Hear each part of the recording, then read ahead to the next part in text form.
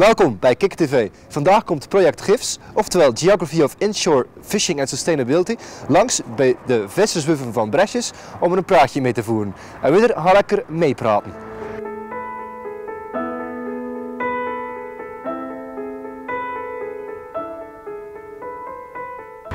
Right, I'm a researcher from the Greenwich Maritime Institute.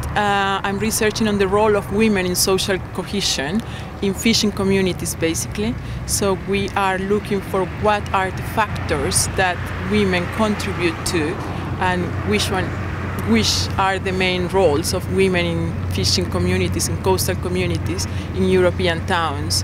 The industry is reducing, we can say, but women still play a role in that. So we're aiming to find out what are the contributions of these women to their social cohesion, to their social communities.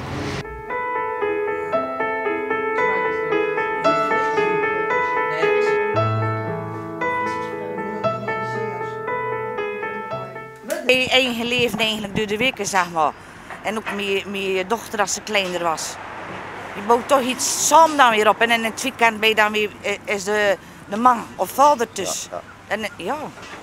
Ze zeggen wel een keer van God die is nooit tussen, maar je kan ook zeggen van je hebt er ook geen last van. Nee, dat is zoiets ja, zoiets ja. Suzanne, Bresjes, een vissersdorp. Een vissersdorp, mensen zeggen altijd dat bij de andere dorpen als de niet-vissersdorpen. Is dat zo volgens u? Ja, absoluut. Dat is heel anders. En wat is het verschil dan? Het gevoel, de trots die we als Brescianer zijn. Ja, ik denk Brescia dat best wel een aan de meeste noten zijn, eerlijk gezegd. Ja. En ja, als je naar Brescia zit hier een keer over de kooi, dat heb je in een ander dorp niet. Nee. Als het geen vissersdorp is in ieder geval.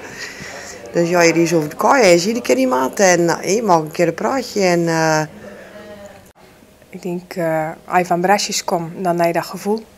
Dat gevoel bij de kaai. Inderdaad, je moet toch zeker een paar keer in de week over de kaai dat gevoel hebben.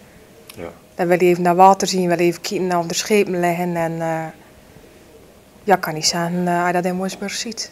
Of andere dorpen dan misschien. Nee, maar je hebt dan wel een keer een poosje gehad van God, dat echte ongeregelde leven. Bah, maar dat is er ook zo weer over. Hoe ongeregeld was dat leven? Ze kunnen 's morgens tussenkomen voor de middag, dat kan half de middag zijn, half de avond bijvoorbeeld.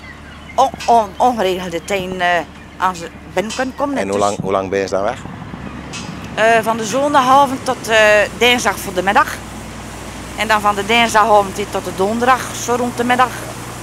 En dat hij dan tussen is hij dan ook tussen? Nou nee, want dan is de vrijdag ook niet hele dag het schip klaarmaken om mee de zondag te vertrekken. Ja. En dan gebeurt het de zaterdag ook nog wel eens. Dus die is eigenlijk, ze denken wel, ja, die visser tussen is, hoeft hij niet veel te doen, maar die had gewoon hartstikke druk. Ja, zeker weten.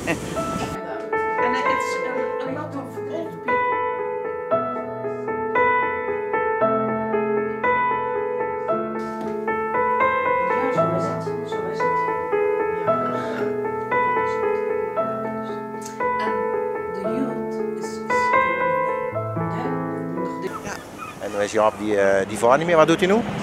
ja, die is nog gewoon tussen en van de zomer heeft hij dan een beetje in de tuin en zo, waar hij fietsen doet hij en lopen. Maar nu is het wat anders weer, dus ja, die begint nu wel een beetje te vervelen, zo af en toe vind ik.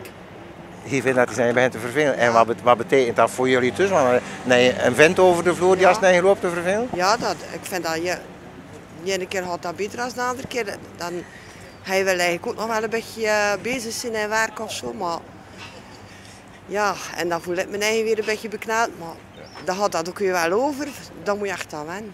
Dus het ook zo, ja, ik hoor ook maar vooral maar staan Brescianers meer voor elkaar als andere mensen, of weet je dat eigenlijk niet zo? Ja, dat denk ik wel. Ja. Ik denk dat die inderdaad allemaal wel voor elkaar staan.